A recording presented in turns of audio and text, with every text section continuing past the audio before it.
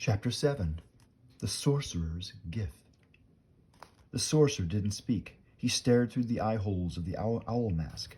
"Help us, please," said Annie. The sorcerer threw a rope into the pit. Jack grabbed it.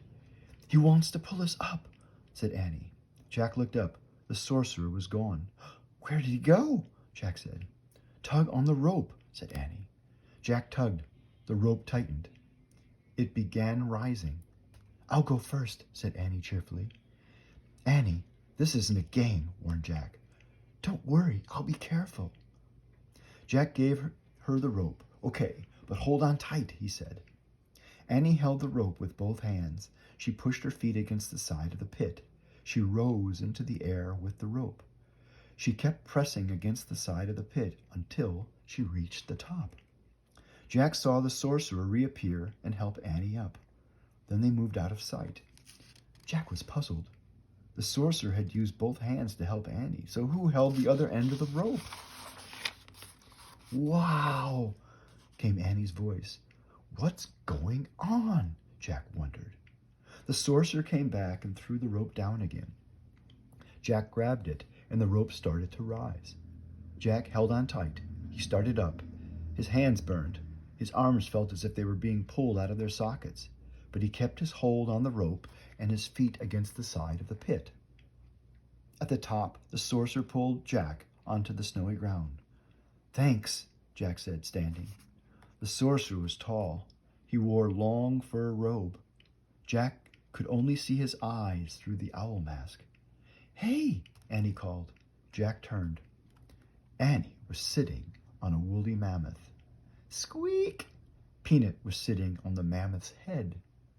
The mammoth looked like a giant elephant with shaggy reddish hair and long, curved tusks.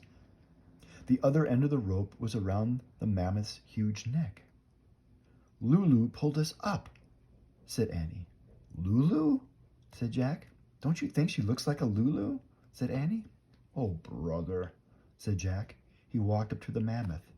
"Hey, mammoth starts with M," said Annie. "Maybe Lulu's the special thing." "I don't think so." The great creature knelt down, just like a circus elephant.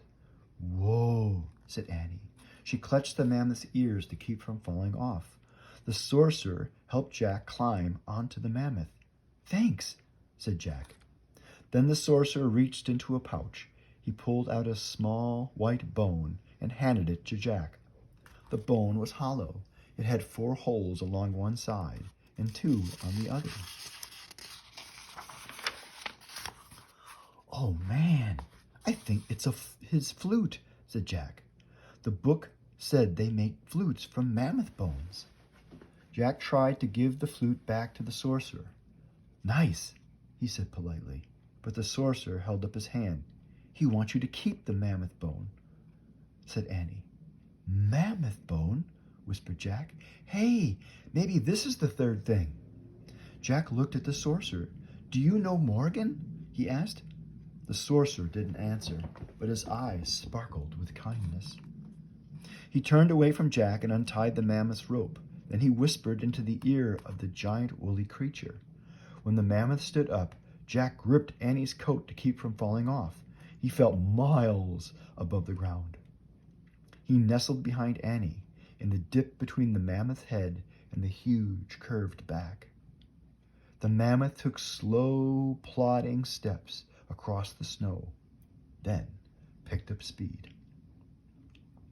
"Where are we going?" said Jack as they bumped up and down. "To the treehouse," said Annie. "How does he know where it is?" said Jack. "She just knows," said Annie. Jack looked back. The sorcerer was standing in the snow, watching them. But at that moment the clouds parted and the sun came out. Jack was blinded by sunlight on the snow. He squinted to see, but the sorcerer had vanished.